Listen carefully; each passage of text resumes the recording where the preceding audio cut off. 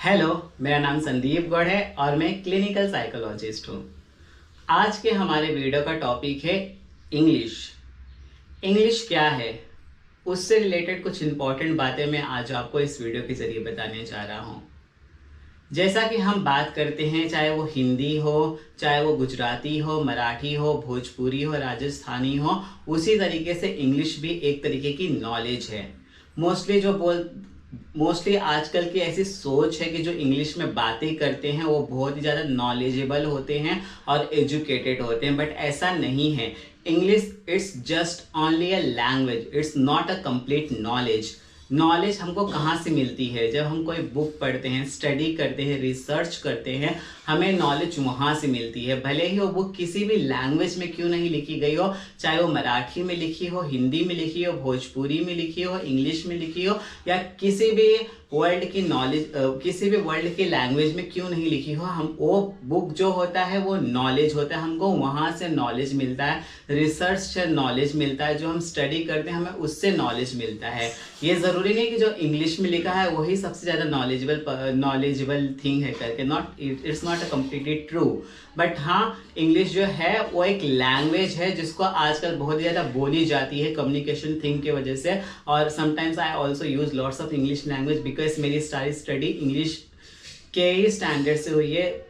Because of that ऐसा भी हो सकता है, क्योंकि मैंने जितनी भी बुक पढ़ी सब इंग्लिश में पढ़ी है, बट वो जो बुक थी वो बुक के अंदर की वो नॉलेज थी।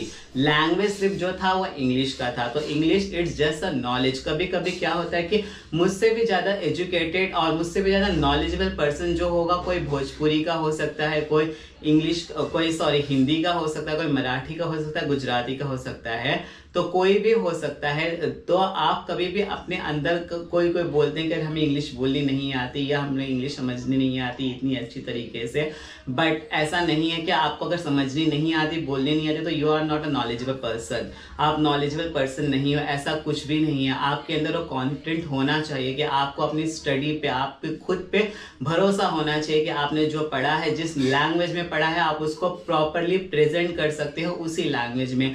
भले आपको अगर इंग्लिश में प्रेजेंट नहीं करना है तो क्या, कोई बात नहीं, क्योंकि ये कितना भी है तो अपना इंडिया है। इंडिया में आप किसी भी लैंग्वेज में प्रेजेंट कर सकते हो।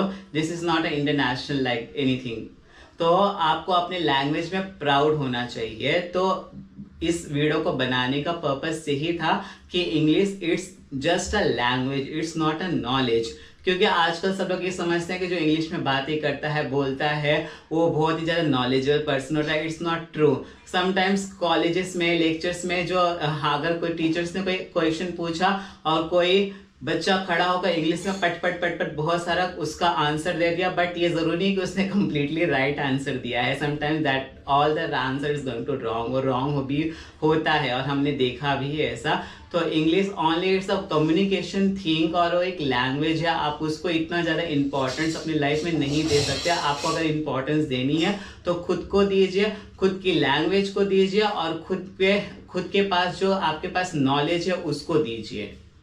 अगर आपको ये वीडियो पसंद आए तो प्लीज़ इसे लाइक करिए, शेयर करिए और मेरे चैनल को सब्सक्राइब करिए।